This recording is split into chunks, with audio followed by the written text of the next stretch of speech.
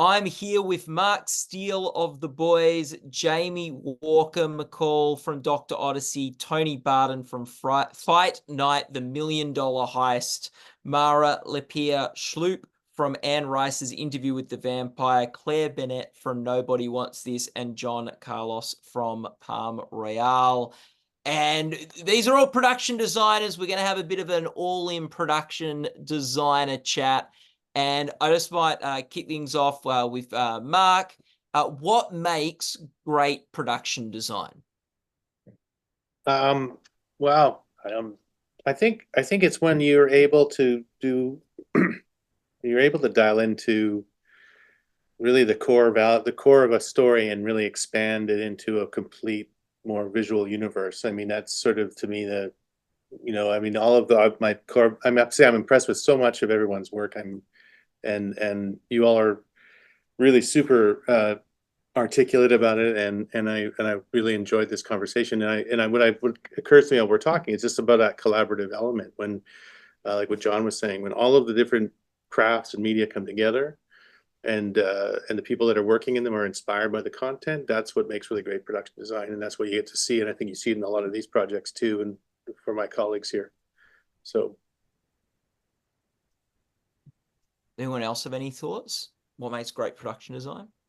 I was just going to say, a couple weekends ago, I went to the second production designers gathering in Greece, and it's like 300 production designers from all over the world, which I have to say, the first time I heard about that, I was like, this is my worst nightmare. But it actually is like the most incredible thing in the world. And I think that what I found from that and from conversations like these is the reality is that all of us would do vastly different things on every project, and it's all kind of like about process and what you do. But I think at the heart of it, what we all are problem solvers, and I think you just figure out different ways to come to different visual conclusions about how to kind of convey these ideas, and it's a collaborative medium that kind of ebbs and flows with design and decision making. And so there's never, the outcome is never going to be repeated twice. It's like, and that's even with ourselves and our own projects. And, it's like you change one member of a crew and you get a different outcome. And I think that's what's so incredible about this job, is that it's a ride, and we're all just on it and doing the best we can to figure it out. But I don't think any of us could tell you we know how it's going to end up. Yeah. Oh, do anyone else have thoughts? I think we are all good storytellers using visual elements. Yeah, no, it's a good point. Do people here have a favorite set that sort of has inspired them, or just something that they love growing up watching? It could be a favorite TV set or something like that. Jamie, do you have one? Oh, definitely. I have Gone with the Wind was a big one for me growing up. And now that I'm in this position, I think about if I were production designing that and read Atlanta Burns. I know that's so cliche, but it would truly be like, oh man, how are we gonna do this? So yeah, that for me. Yeah. What about you, Claire? Do you have a sorry, Claire, do you have a favorite set Ooh. of all time? I don't have one. I think it's all over. I going back to massive movies to regular TV shows. I don't have one. Also, I guess what got got me intrigued initially was actually seeing live theatre.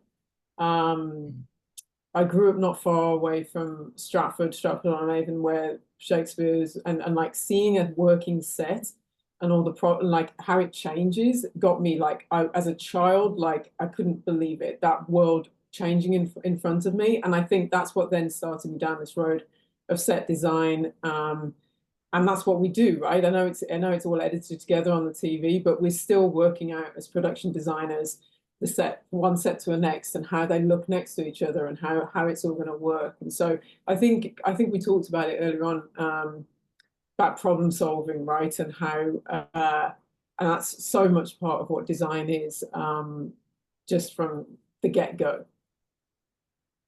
Yeah, Toni, do you have a favorite set of all time or something that inspired you?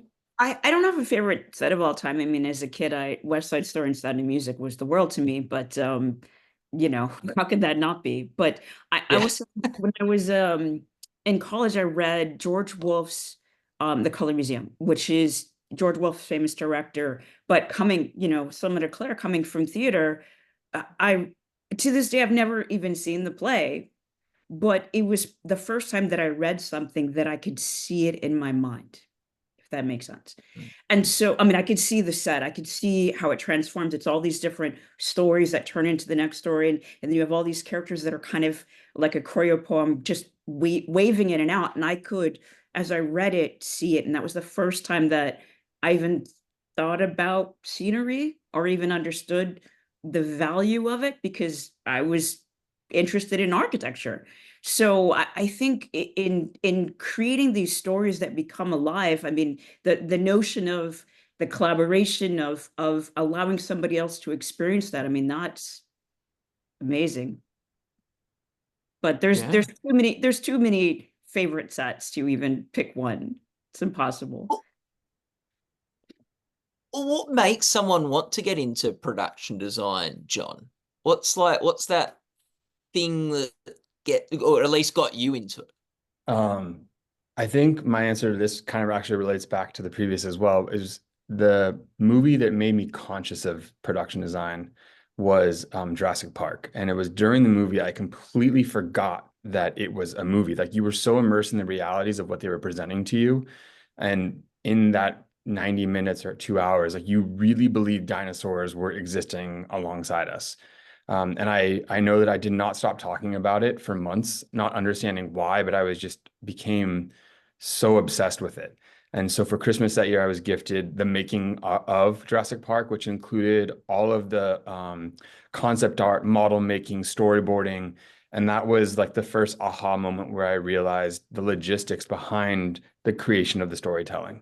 And it, like, my right brain, left brain personality clicked onto it immediately, and you know, realized that there's a certain methodology to creating storytelling visually, and there's so many different mediums to do that. But at the same time, each production that you work on is so vastly different than the previous one. So even though you have your same methods and your same team core members and your same instincts, each production is going to change how you utilize those. And like Mara was saying, you will never get the same outcome twice, even if you do the same thing twice.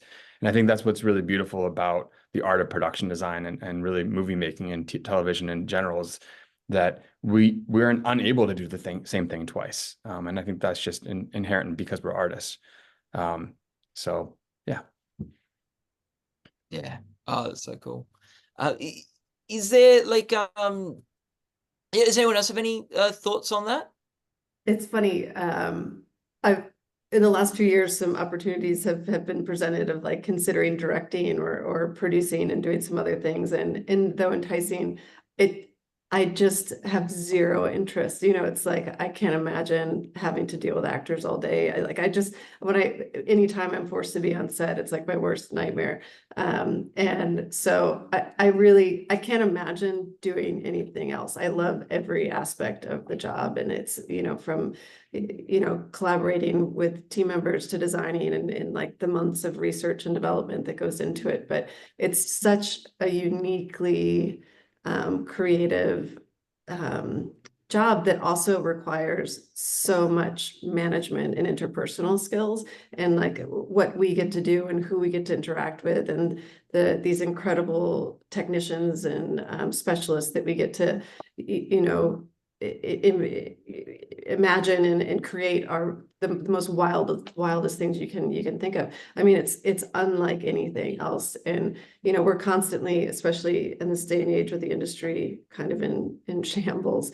We're always trying to figure out like what's the off ramp, and it's a very sad because it's like I don't know what else any of us can do. Like we're all uniquely qualified at this one weird thing that doesn't exist in other capacities. Yeah, it's interesting if you try to apply the keywords of this job to any other kind of search, it doesn't really track.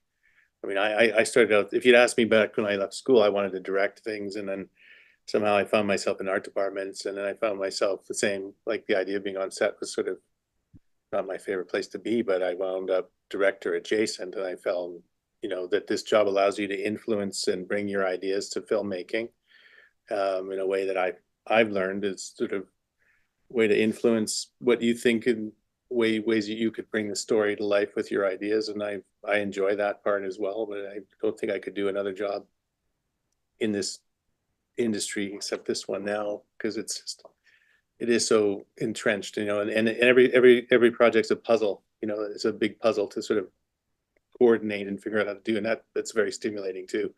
A big part of why I like doing it as well. So how do we all get on the same page and stay there? Yeah. Jamie, you have any thoughts? I mean,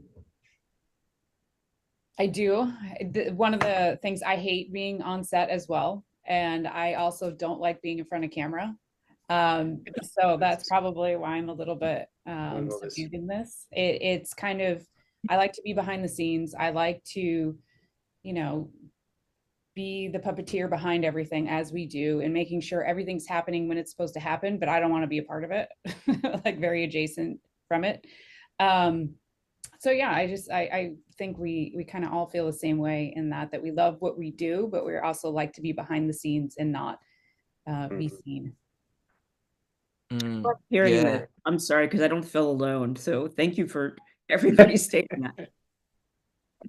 Yeah. Do you have any more thoughts, Toni? No, I mean, sort of stuff? I agree. I mean, the introvert in me is like crying right now. So I have no more thoughts. Okay. Yeah, this is a special torture for us all, actually. Thank you. Yes. Oh, well, Ed, Jon, did you have any just thoughts on what, like, you've shared on that? But one thing when you're talking about Jurassic Park and how like it just became this world that captured you, Jon, just some quick thoughts from you on like how much as a production design do you have that tension of wanting to do like great work that's noticed, but at the same time not be noticed because it's just the world? Yeah, I think that's one of our large challenges, is that we want to provide the best environment we possibly can, but sometimes that best environment isn't what's right for the story in terms of being loud. You have to kind of fall back to the character, to the story, to the pace. So finding that balance and still cramming a million details into it. You know, I think one of our jobs and duties as a production designer is you have to find that line. You have to put your foot over it every single day. And if you haven't found that line, and if you haven't tested the sand on the other side of it, then I don't think you're doing your job. And I think that is in terms of design, in terms of budget, quite frankly. As much as producers don't want to hear that, you like, if they give you a budget, you have to go right to that edge and find that, because if you're not spending it, then they're not getting their money's worth. But it's, I think tonally and thematically, it's the same thing. And as designers, we have to budget that, the logistics, the budgets, the creative, the execution, and the emotions that come along with working with an incredibly talented team of artists, and artists are emotional. So here we are applying emotion and artistry to something that at the end of the day on paper can sometimes be attributed as like just a creation of product. And I think for us, it's the fight to make sure it's not product. Well, thank you all for putting up with the torture of being on camera and sharing with us some like incredible insights into the world of production design. And you all are working on such vastly different worlds and projects. So all the best of luck with the upcoming Guild Awards. It's been a pleasure. Thank you. Thank you.